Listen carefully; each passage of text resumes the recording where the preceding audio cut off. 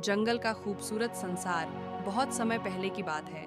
एक हरा भरा जंगल था जहाँ पेड़ ऊंचे ऊंचे खड़े थे और उनकी टहनियों पर रंग बिरंगे पक्षी चहचहाते थे। जंगल में एक छोटी सी चंचल चिड़िया रहती थी जिसका नाम चंपी था।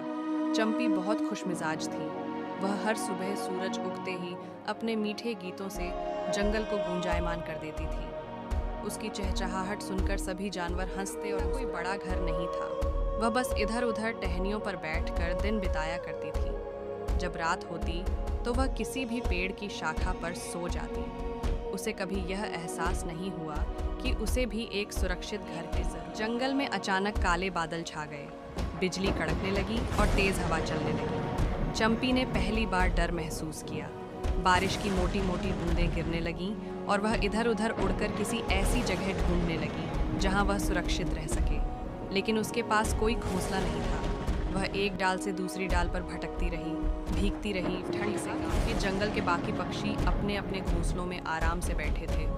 उनके पास नरम घास, पत्तों और तिनकों से बने सुंदर घोंसले थे जिनमें वे बारिश से सुरक्षित थे। चंपी को पहली बार एहसास हुआ कि उसे भी अपना एक घर बनाना चाहिए। जब बारिश खत्म हुई तो चंपी ने फैसला किया कि वह अपना घोंसला बनाएगी। वह जंगल के अलग अलग हिस्सों में गई और तिनके, सूखी घास और पत्ते इकट्ठे करने लगी। तभी एक कौवा जिसका नाम कालू था उड़ता हुआ आया और चंपी को देखकर हंसने लगा। अरे नन्ही चिड़िया, तुम इतनी मेहनत क्यों कर रही हो? कौवा मजाक उड़ाने वाले लहजे में बोला, मैं अपना घोंसला बना रही हूँ ताकि अगली बार बारिश आए तो मुझे कोई दिक्कत न हो। चंपी ने आत्मविश्वास से जवाब दिया। कालू ने ठाका लगाया और बोला, तुम्हें क्या जरूरत है अपना घर बनाने की? देखो, मेरा घोंसला कितना बड़ा और मजबूत है। अगर जरूरत पड़े तो आकर इसमें रह जाना। चंपी मुस्कुराई और विनम्रता से बोली, कौवा भैया, मैं अपनी मेहनत से अपना घर बनाना चाहती हूँ। जो चीज हम खुद बनाते हैं उसकी कीमत सबसे ज्यादा होती है। कालू ने सिर हिलाया और वहां से उड़ गया। वह सोच रहा था कि चिड़िया बेकार में मेहनत कर रही है। चंपी ने दिन रात मेहनत की। उसने सबसे मजबूत तिनके ढूंढे, उन्हें जोड़कर एक सुंदर घोंसला बनाया। जब उसका घोंसला पूरा हुआ तो वह बहुत खुश हुई। वह उसमें बैठकर गाने गाने लगी और खुद को गर्व महसूस हुआ।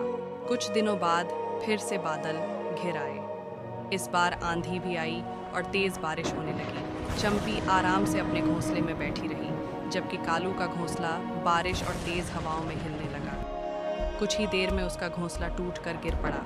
बेचारा कालू पूरी तरह भीग गया और ठंड से कांपने लगा। कालू को अब अपनी गलती समझ में आ गई। वह शर्मिंदा होकर चंपी के पास आया और कहा, बहन, मैंने तुम्हारा मजाक उड़ाया था, लेकिन तुम सही थी। मेहनत का फल हमेशा मीठा होता है। चंपी ने मुस्कुराते हुए कहा, कोई बात नहीं, आओ मेरे घोंसले के नीचे बैठ जाओ जब तक बारिश रुक न जाए। उस दिन के बाद से कालू ने भी मेहनत करने की कसम खाई। उसने चंपी से सीख लेकर खुद अपना मजबूत घोंसला बनाया।